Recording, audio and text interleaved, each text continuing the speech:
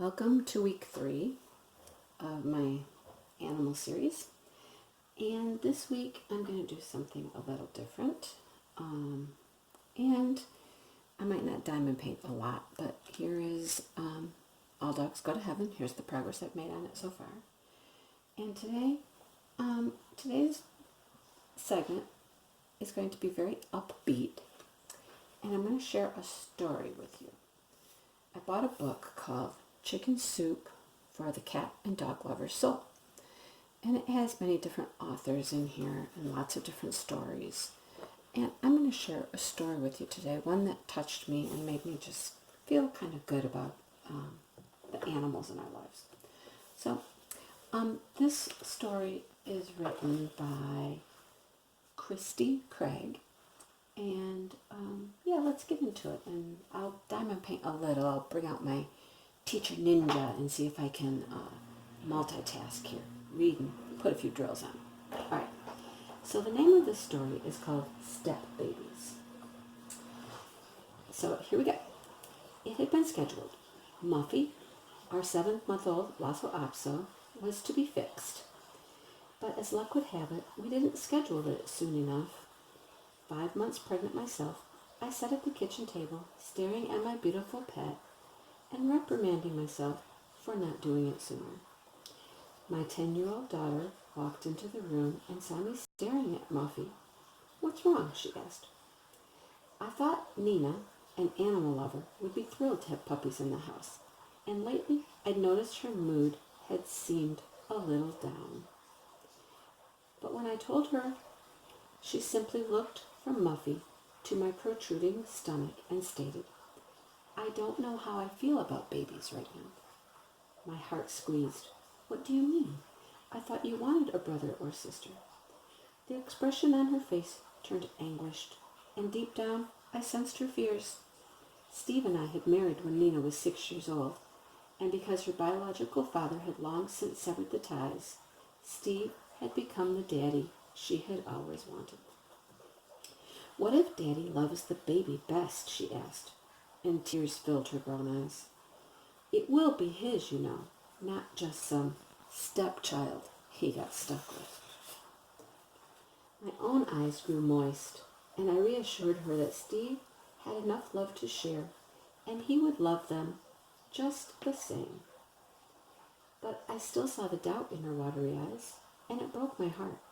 It seemed nothing we said or did could convince her. 2 months later, Muffy had 2 beautiful puppies, and although Nina was fascinated, and I would occasionally find her visiting with the puppies, she still remained somewhat aloof about the whole baby situation. Then one day I came in and I found Nina crying as she stood over the puppies. "What's wrong?" I asked. Through her tears, she told me about a friend who had found a stray pregnant dog. After a few days, the animal had gone into labor, and after several hours they took the dog to the vet. The puppies were premature, 2 were born dead, and the other 2 were sickly. It seemed the mother dog was too weak to feed the puppies. The vet is giving the mother until this afternoon, and if her milk doesn't come in, he's going to put the puppies down. That means he's going to kill them, doesn't it?" she asked.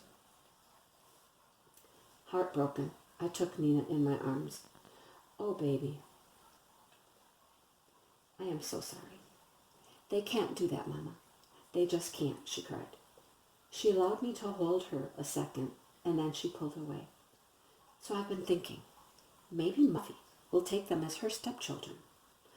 I was shocked at her idea. I'd heard that sometimes whelping animals would take other young, but I also knew it wasn't a sure thing. "But honey," I told her, "Muffy's puppies are almost 4 weeks, and you said the puppies were premature. So you told me I was premature too. They didn't kill me." "But honey," I said, what if she doesn't accept them?" I almost said. But right then, my mind played back what Nina had said. Maybe Muffy would take the children as her stepchildren. I was premature. Somehow, Nina related to this situation at a deeper level than I had first guessed. I stood there in a quandary. I wanted to say we would try, but what if Muffy rejected the puppies? Would that send a message to my daughter? Yet, would our not trying send a message? I thought of the puppies, the consequences, and then I met my daughter's pleading gaze. I'll talk to the vet. The vet was not reassuring, but Muffy could very likely reject the puppies. Steve and I talked, and in the end, we felt that not to try would be more damaging than to have tried and failed. We also discussed the possibility of attempting to save the puppies ourselves. But with our baby on the way and Steve's job situation, the around-the-clock care seemed too daunting. In spite of our doubts, the next morning, Steve went to the vet and got the puppies. Nina stayed home from school, and although we had explained to her that Muffy could very well reject the new additions, Steve and I both worried. Removing a towel from Muffy's box, I placed the 2 new puppies on the towel in another box. Then I put the box in the middle of the kitchen, a room away from where Muffy was nursing her own litter. When Muffy heard the new puppy's soft cries, she came bustling into the kitchen to investigate. She stared down in the box, and I can honestly say I have never seen a dog with a more befuddled expression. She ran back to her puppies and stared down in the box as if to count. Then she scurried back to the 2 other puppies and looked at us in total bewilderment. After a moment, she smelled them, nudged them with her nose, and then left the room as if to say, "These aren't mine." I looked at my daughter. Her big brown eyes had begun to fill with tears. She doesn't want them, does she?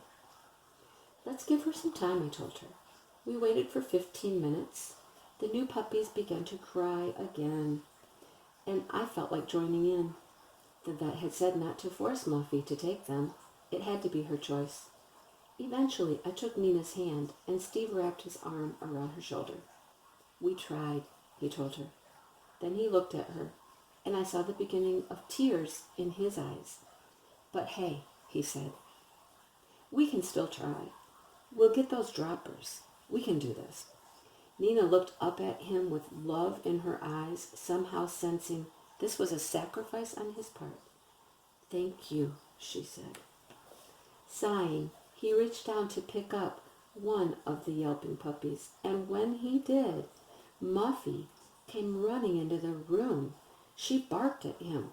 He quickly put the tiny newcomer down, and we stood back. Muffy jumped into the box and licked the puppies. We all started laughing and hugging. Then, with our arms around each other, we watched as she carried her adopted family, one at a time, to her box. Steve took Nina by the hand and led her to the puppies. "You gave Muffy something very special today. You gave her 2 more puppies to love, just like your mother gave me you to love." In gentle words, he assured Nina one more time that she had a place in his heart, a place that couldn't be erased, no matter how many brothers and sisters she had. Nina looked up at Steve, and then down at Muffy, who was lying contentedly with all 4 of the puppies, and her face brightened, breaking into a radiant smile. As she returned his bear hug, I could see that her fears had finally melted away. In that happy moment, I knew our combined family was going to be just fine. So once again, my point remains.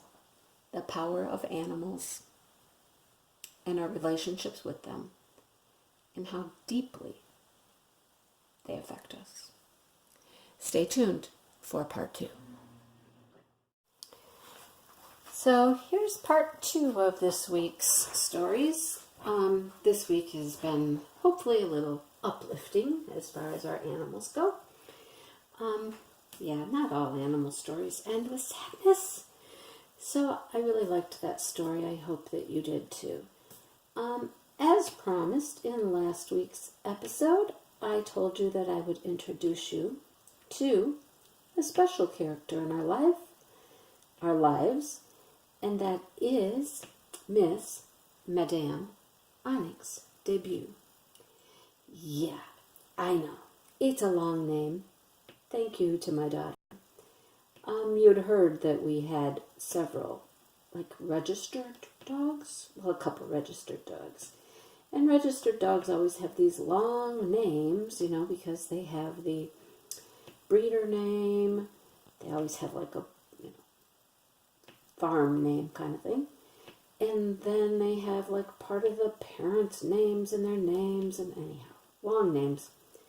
So anyhow, Madame Onyx debut was named by my daughter, who is responsible really for her arrival on the scene and responsible for that name. Anyhow, we had a horse, we had Rox, Ranger, and Rippy. We were still living in the city. My daughter was, I think she was 17. I think she was getting ready to go to college that fall. We still lived in the city. Still lived in this duplex. And she walked into the door one day. And she said, Mom, look at this puppy. No, Shannon, I will not look at that puppy. Mom, look at the puppy. No. And she kept doing that, like every day. So the neighbors, right next door, had an oops litter of puppies.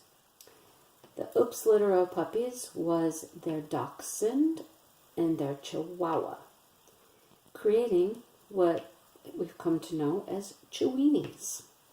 They are now a very fancy breed. People pay a lot of money now to get a Cheweenie.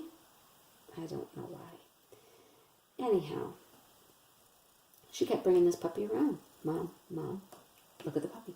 No, I'm not looking at this puppy. We have 3 dogs. And she was like, but we're moving to the country. I had already signed the papers. We were already getting ready to move. We're going to have 2 acres. And I'm like, I understand. But no, we cannot have another dog. Well, you know what happened. You know that she broke me down. And all it took was to keep looking at that puppy every time she brought that puppy into our house. The kicker was, a couple things. One kicker was, okay, yes, we're moving to the country.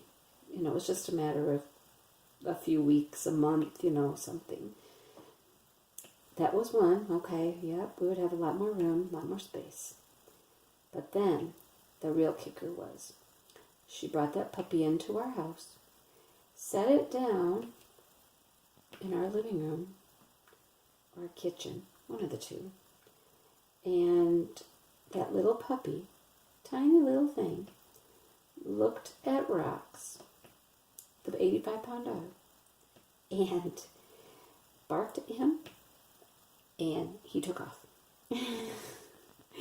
He took off. He went and hid under a table or a chair or something and sat there looking out at her like, okay, I won't come out. Okay, can I come out? And when she looked at him a certain way and he looked at her and he came out from under the table and she was like, you may come out now. It was priceless. And that was kind of the clinch. So, of course, we took the puppy. And now we had 4 dogs. Yeah. So, Madame Onyx debut. We just call her Onyx now. Totally black, completely black. All right, there wasn't any markings on her at all. Now, in the sunlight, you could get a glint of red throughout the black. That would have been the dachshund coloration in there. But for the most part, she just looked totally black. So that first meeting with Rox, that was how it's always been. It's always been that way. It doesn't matter what animal enters our house, how big, how small. Onyx, the tiniest dog in the house, well, she was for a long time the tiniest dog. She's always been in charge. It's Onyx's house. That's just all there is to it, and things are done the way that she says they're going to be done. She is not mean, not by any stretch of the imagination. I mean, it sounds like she's kind of mean to be so bossy, but she's not at all. She just has this way, this look that's like, hello, I'm in charge here. And, you know, every animal just listens to her. It's like, okay, whatever you say, Missy. Yeah. So, my daughter had these great plans. She was going off to college. And she knew that she had to spend the first year in the dorms. But her plan was, after that first year, she was going to take Onyx to school with her. And, you know, she could stay with her in an apartment. So, the first year of school came and went, and, you know, we had Onyx that whole year. And then the next year came, and she was actually in a dorm again. So, Onyx wasn't going with her again. Third year rolls around, she gets an apartment. And then she says, now can I take Onyx? And I said, no. Just no. You know, I've had this dog now for 2 years. She's been at college. And it's like, no. No, she can't leave now. Sorry, I know that was the plan, but no. I mean, and besides that, rationally, I said, you know, you'll be off at school a lot, you're working, you're studying, you're doing college life, you know, she would be alone a lot more than she would be, you know, at home with just me having my job and then coming home. I just didn't think it would be fair to her, and, you know, let her stay in her home that she's used to, you know. So my daughter was not very happy about it, but that's how it went, you know. She stayed home. Now, she has totally, you know, she was the family dog, don't get me wrong, but she was totally became my dog. Really, my dog. She's been around, and she's been with me through thick and thin, and this and that, and the next thing. And, yeah. Madame Onyx debut has just turned 15. She is 15. Now, that's old. By any dog standard, that's old. She's definitely showing her age. She has, I guess it's arthritis probably, that makes her so she doesn't move like she used to. She's kind of stiff, a little stiff in the legs. You know, she doesn't walk like she used to, or run. She doesn't run at all. Stairs are difficult. So because of all that, she's developed a little prance. She kind of prances around, and her back legs don't really move much. She kind of does a little hoppy thing. She takes some medication for her arthritis. She's developed the old lady bladder syndrome, you know, where she can't hold it. Tends to go whenever she feels the urge to go, which is kind of a problem. But other than that, she is still doing her thing, holding her own, you know. She can't really jump up on the couch anymore, you know, stuff like that. But she's still in pretty good health, you know, besides not being quite as active as she was. Oh, but trust me, if she wants to go somewhere, she will. she gets her little butt all the way down to the pond when she thinks she needs a drink. There's not enough water. And she goes down the pond just fine. And she'll come all the way back. My daughter watched her for us during our spring break vacation, and she was like, what was she thinking? I let her out to just go to the bathroom, and next thing I know, she's at the barn. And I was like, well, yeah. She still likes to, travel around and get around a little bit. She's not going to stay in one place the whole time.